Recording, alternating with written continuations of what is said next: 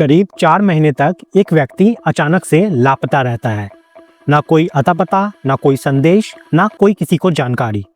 जिन जिन लोगों से उसका संपर्क था वो सभी लगातार पूछते रहते थे कि आखिर शिव सक्सेना कहाँ चला गया। उसके दोस्त, रिश्तेदार, जान पहचान वाले सभी लोग परेशान थे। कोई उसके घर फोन करता, कोई ससुराल से पूछता, कोई उसके मामा से संपर्क करता, लेकिन हर जगह से एक ही जवाब मिलता, हमें कुछ नहीं पता। धीरे धीरे ये मामला इतना गंभीर हो गया कि बात पुलिस तक पहुंच गई।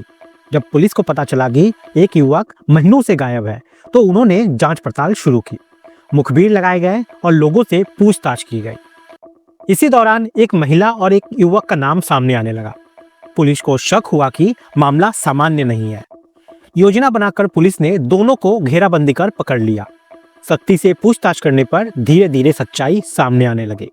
पूछताछ के बाद पुलिस दोनों को उस घर में लेकर गई जहां शिवा को आखिरी बार देखा गया था।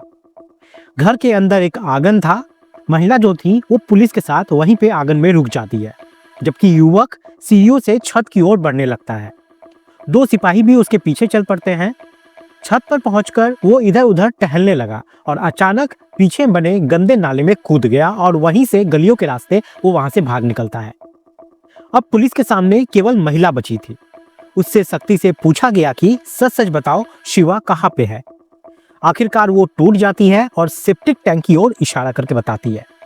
उसने बताया कि शिवा की लाश उसी सेप्टिक टैंक में है। अब ये सुनते ही वहां भीड़ जम जाती है।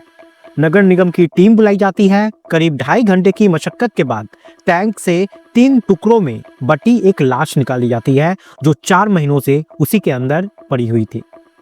लेकिन इस घटना की कहानी बहुत पहले ही शुरू हो चुकी थी।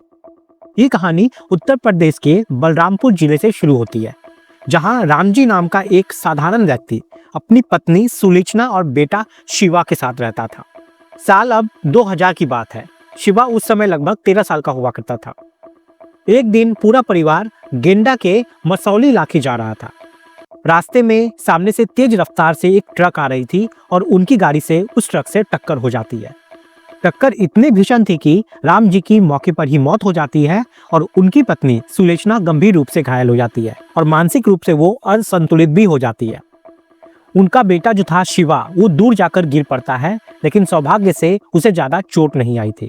अब पुलिस ने यहाँ पे राम जी के शव को पोस्टमार्टम के लिए भेज दिया और सुलोचना का जो है उसका ये इलाज करवाती है। फिर समय बीतता है और शिवा बड़ा होने लगता है, लेकिन उसकी माँ की हालत बहुत ज्यादा ठीक नहीं हुई थी। कुछ साल बाद उसकी भी मौत हो जाती है। अब शिवा पूरी तरीके से अकेला रह जाता है, इसलिए उसके मामा उसे अपने साथ लखनऊ ले जाते हैं। वहाँ उसे बेटे की तरह पाला जाता है, पढ़ाई कराई जाती है, उसकी ज़रूरतें हर पूरी की जाती है, उसकी हर ज़रूरतों को पूरी की जाती है और हर जिम्मेदारी उसके मामा वहाँ पे निभाते हैं। शिवा ने भी मेहनत की, पढ़ाई पूरी की और फिर उसे एक प्राइवेट नौकरी मिल जाती है। अब वो खुद कमाने लगा था। फिर 2013 में उसके मामा ने उसकी शादी करने का फैसला किया। लखनऊ के विरहाना इलाके की मधु अस्थाना उर्फ डॉली से उसकी रिश्ते तय कर देते हैं। दोनों परिवारों में बातचीत होती है और फरवरी 2013 में दोनों की शादी भी हो जाती है। शादी के बाद दोनों हरिओम नगर में किराए के मकान में रहने लगते हैं। शिवा नौकरी करता था और मधु घर संभालती थी। कुछ समय बाद उनके घर पहला बच्चा हुआ, जिससे घर में खुशियां लौट आई।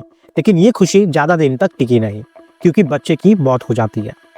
कुछ समय बाद दूसरा बच्चा हुआ और उसकी भी यहाँ पर मौत हो जाती है और इन घटनाओं ने दोनों को अंदर से तोड़ दिया।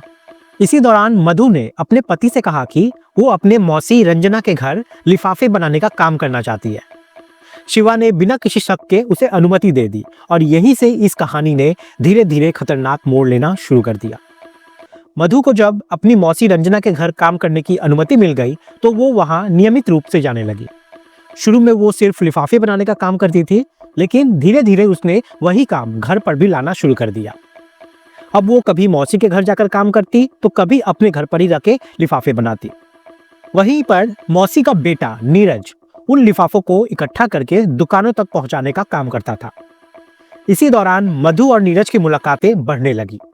पहले ये मुलाकातें सिर्फ काम तक ही सीमित थी, फिर बातों का सिलसिला शुरू हुआ, फिर हंसी मजाक हुए और फिर धीरे धीरे दोनों के बीच नजदीकियां बढ़ने लगी। हालांकि रिश्तों में वो मौसेरे भाई बहन लगते थे, लेकिन समय के साथ ये रिश्ता दोस्ती में बदल गया और दोस्ती कब प्यार में बदल गई किसी को पता नहीं चला। शिवा अक्सर अपनी नौकरी के सिलसिले में कई कई दिनों के लिए घर से बाहर चला जाता था और इस दौरान मधु और नीरज को अकेले मिलने का पूरा मौका मिलता था। धीरे धीरे मधु का ध्यान घर और पति से हटने लगा। उसका ज्यादातर समय अब नीरज के साथ बीतता था। दोनों मोबाइल पर घंटों बातें करते, बाहर मिलने के बहाने ढूंढते और एक दूसरे पर पूरी तरीके से निर्भर होते चले गए। शिवा को इस रिश्ते की कोई भनक नहीं थी। वो अपनी पत्नी पर पूरा भरोसा करता था और यही भरोसा धीरे धीरे उसकी जिंदगी के लिए खतरा बनता चला गया। फिर वो तारीख भी आती है 16 अक्टूबर 2016।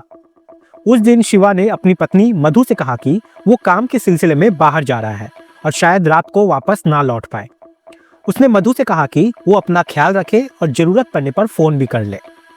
मधु ने भी सामान्य तरीके से उसे विदा किया और जैसे ही शिवा घर से निकला कुछ ही देर बाद मधु ने नीरज को फोन कर दिया। नीरज तुरंत घर पहुंच गया और दोनों घर के अंदर बंद हो गए और पूरी रात साथ बिताई। उन्हें इस बात का बिल्कुल भी अंदाजा नहीं था कि कुछ ही घंटों में उनकी जिंदगी पूरी तरीके से बदलने वाली है। इधर शिवा अचानक घर लौट आया। उसे लगा कि इतनी देर रात वापस आने से पत्नी बेफजूल परेशान हो जाएगी, इसलिए उसने बिना दरवाजा खटखटाए चुपचाप घर में घुसने का फैसला किया। वे मुख्य द्वार फांदकर अंदर आ गया और अपने दरवाजे के पास आकर खड़ा हो गया। उसी वक्त उसे अंदर से उसे अजीब तरह की आवाजें सुनाई दी। मुझे शक हुआ कि घर में कोई और भी मौजूद है। पहले तो उसे अपने कानों पर भरोसा नहीं हुआ, लेकिन जब आवाजें लगातार आती रही तो उसका गुस्सा यहाँ पे बढ़ने लगा। अचानक उसने जोर से दरवाजे पे लात मारी और उसे खोल देता है। दरवाजा खुलते ही जो दृश्य उसके सामने आया उसने उसकी पूरी दुनिया तोड़ दी। उसकी पत्नी मधु और नीरज दोनों बिना कपड़ों के आपत्तिजनक हालत में थे। ये देखकर शिवा के पैरों तले जमीन खिसक जाती है। उसे विश्वास ही नहीं हो रहा था कि जिस व्यक्ति को वो रिश्ते में भाई मानता था और जिस पर वो भरोसा करता था वही उसकी पत्नी के साथ धोखा कर रहा था। गुस्से और दर्द में वो मधु के पास गया और उसे थप्पड़ मार दिया। मधु यहाँ पे रोने लगी और सफाई देने लगी कि जैसा वो समझ रहा है वैसा बिल्कुल भी नहीं है। वो शिवा को शांत करने की कोशिश कर रही थी और इसी दौरान नीरज भी यहाँ पर बोलने लगा और शिवा से वो उलझ गया। अब नीरज की बातों से शिवा यहाँ पर और ज्यादा भड़क गया। उसने नीरज को भी थप्पड़ मार दिया और देखते ही देखते दोनों में झगड़ा बढ़ गया। अब यहाँ पे गुस्से में तीनों के बीच हाथापाई होने लगी और इसी झगड़े के दौरान मधु और नीरज ने मिलकर गुस्से और डर में दोनों ने शिवा का गला दबाकर उसकी हत्या कर दी। जब दोनों को एहसास हुआ कि शिवा मर चुका है तो उनके पैरों तले जमीन खिसक गई। दोनों घबरा गए और पूरी रात सोचते रहे कि अब क्या करें, लाश को ठिकाना कैसे लगाए। फिर सुबह होते ही उन्होंने सामान्य दिनचर्या की तरह व्यवहार किया। काम पर गए, वापस आए जैसे कुछ हुआ ही नहीं है। आसपास के लोगों को किसी तरह का कोई शक नहीं हुआ क्योंकि नीरज का इस घर में आना जाना पहले से ही था। अगले दिन दोनों ने मिलकर एक खौफनाक फैसला लिया। उन्होंने शिवा की लाश के 3 टुकड़े कर दिए। फिर घर के अंदर बने सेप्टिक टैंक को खोला और तीनों टुकड़ों को उसके अंदर डालकर ढक दिया। इसके बाद दोनों ने खुद को संभाला और सामान्य जीवन यहाँ पर जीने लगे। कुछ ही दिनों बाद 19 अक्टूबर 2016 को करवा चौथ का त्योहार आया। मधु ने पूरे विधि विधान से व्रत रखा। जब आसपास की महिलाओं ने उससे पूछा कि उसका पति कहाँ है तो उसने कहा कि वो काम से बाहर गए हुए हैं। फिर महिलाओं ने उसके साथ गीत गाए, पूजा की और त्योहार मनाया। किसी को अंदाजा भी नहीं था कि जिस महिला के हाथ में पूजा की थाली है उसी ने अपने पति की हत्या कर उसे घर में ही दफना के रख दिया है। फिर वक्त बीतता है और करीब 15 दिन बाद मधु ने मकान मालिक से बात की और मकान छोड़ने की बात कहती है। उसने कहा कि उसे दूसरी जगह पे अच्छा घर मिल गया है। अब मकान मालिक को यहाँ पे कोई आपत्ति नहीं होती है और मधु वहां से दूसरी जगह चली जाती है। नई जगह पर नीरज उसके साथ रहने लगा। वहां किसी को नहीं पता था कि नीरज उसका मौसेरा भाई है। लोग उसे उसका पति ही समझते थे। दोनों बिना किसी डर के साथ रहने लगे और उनकी जिंदगी फिर से सामान्य दिखने लगी। लेकिन ये शांति ज्यादा दिन टिकने वाली नहीं थी। मधु और नीरज ने भले ही कुछ समय के लिए अपने अपराध को छिपा लिया था, लेकिन सच ज्यादा दिन तक कहाँ छिपता है। जैसे जैसे समय बीतता गया शिवा की गैर मौजूदगी लोगों को खटकने लगी। उसके रिश्तेदार, दोस्त और सहकर्मी लगातार उसके बारे में पूछते रहते थे।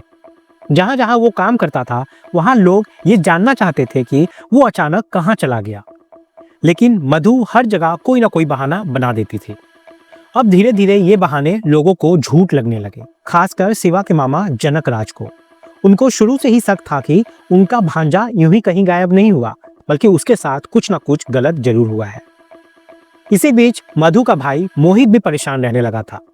उसने कई बार शिवा को फोन किया, लेकिन हर बार मोबाइल बंद मिलता था। नवंबर 2016 में उसने बहन से साफ शब्दों में पूछा कि जीजाजी कहाँ हैं। मधु ने कहा कि उसे खुद भी नहीं पता कि वे कहाँ चले गए हैं। इसके बाद मोहित ने जब ज्यादा दबाव डाला तो मधु 12 नवंबर 2016 को पुलिस स्टेशन पहुंचती है और रोते हुए शिकायत दर्ज कराती है कि उसका पति कई दिनों से लापता है। लेकिन उस समय पुलिस ने इस मामले को गंभीरता से नहीं लिया। समय गुजरता गया और लगभग 4 महीने बीत चुके थे। फरवरी 2017 तक शिव का कोई अता पता नहीं चला। अब उसके मामा जनक राज ने ठान लिया कि अब चुप बैठने से काम नहीं चलेगा। 26 फरवरी 2017 को वे खुद थाने पहुंचे और पूरी कहानी पुलिस को बताई।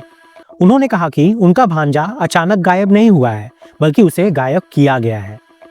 इस बार पुलिस ने मामले को गंभीरता से लिया और जांच यहां पे दोबारा से शुरू की। मुखबिर सक्रिय किए और मधु और नीरज की गतिविधियों पर नजर रखी गई। पूछताछ में कई बातें मेल नहीं खा रही थी, इसलिए आखिरकार पुलिस ने दोनों को हिरासत में ले लिया। सख्ती से पूछताछ के दौरान मधु घबरा गई और टूट गई। फिर उसने पुलिस को उस पुराने किराए के मकान में ले गई जहां शिवा की हत्या की गई थी। वहां पहुंचते ही वो सीधा सेप्टिक टैंक के पास जाकर खड़ी हो गई। दूसरी ओर नीरज छत पर जाने लगा। पुलिस को लगा कि वो कुछ बताने वाला है, लेकिन अचानक वो पीछे बने गंदे नाले में कूद गया और वहां से भाग निकलता है। नाले की बदबू और गंदगी इतनी ज्यादा थी कि पुलिस उसका पीछा नहीं कर सकी। फिर नगर निगम की टीम को बुलाया गया और करीब 2.5 घंटे की मेहनत के बाद सेप्टिक टैंक से 3 टुकड़ों में बटी शिवा की लाश बाहर निकाली गई। फिर पोस्टमार्टम और डीएनए जांच के बाद पुष्टि हुई कि यह शव शिवा सक्सेना का ही है। उसके बाद मधु को औपचारिक रूप से गिरफ्तार कर लिया गया और उसके खिलाफ हत्या और सबूत मिटाने का मामला दर्ज किया गया। उधर नीरज फरार हो चुका था। पुलिस ने उसकी तलाश में कई जगह छापेमारी की। उसकी मां रंजना से पूछताछ भी की गई, लेकिन रंजना ने दावा किया कि नीरज उसका सगा बेटा नहीं है, बल्कि उसने उसे गोद लिया था। उसने कहा कि उसे उसके ठिकाने की कोई जानकारी नहीं है। पुलिस ने उसकी तलाश जारी रखी, लेकिन वो आज तक पुलिस के हाथ नहीं लग पाया है। मधु का मुकदमा अदालत में चला। कई साल तक सुनवाई चली, गवाहों के बयान हुए और पुलिस अधिकारियों ने सबूत पेश किए। फिर मेडिकल रिपोर्ट, डीएनए रिपोर्ट और सबूतों के आधार पर अदालत ने ये माना कि मधु ने नीरज के साथ मिलकर अपने पति की हत्या की थी और लाश को छिपाया भी था। आखिरकार 19 जनवरी 2023 को अदालत ने मधु को उम्र कैद की सजा सुनाई और उस पर 35,000 रुपए के जुर्माना भी लगाए गए। हालांकि कानून के अनुसार मधु के पास हाई कोर्ट और सुप्रीम कोर्ट जाने का विकल्प जो है वो अभी भी है। भविष्य में क्या होगा ये कोई नहीं जानता है। हो सकता है कि वो कभी जमानत पर बाहर भी आ जाए, लेकिन उसके जीवन पर लगा ये कलंक अब कभी नहीं मिटेगा। समाज में उसकी पहचान हमेशा एक हत्यारिन के रूप में ही रहने वाली है।